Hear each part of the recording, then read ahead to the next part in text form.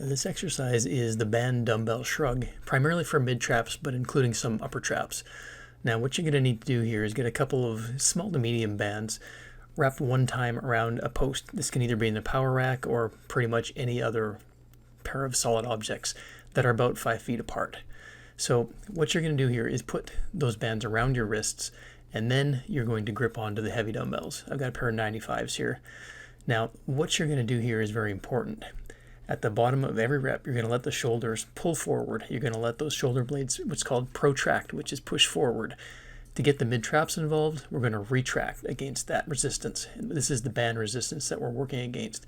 The dumbbells will provide some resistance. They're primarily there to work the upper traps. So the combined resistance of the bands, the angular resistance of the bands, plus the dumbbells, that's what's really going to light up the middle and upper traps.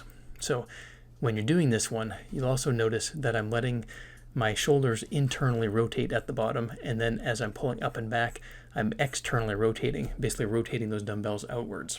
So in this view, you're going to get a good example of how I'm basically pulling backwards and letting the shoulders roll forward, and then as I'm doing the exercise, rotating them externally, pulling out and back, and then really squeezing those shoulder blades together so that you're targeting the mid-traps.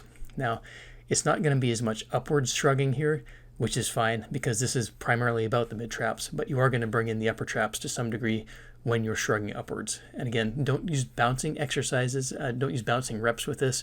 Really focus on muscle contraction, letting those shoulders pull forward and then pull them back.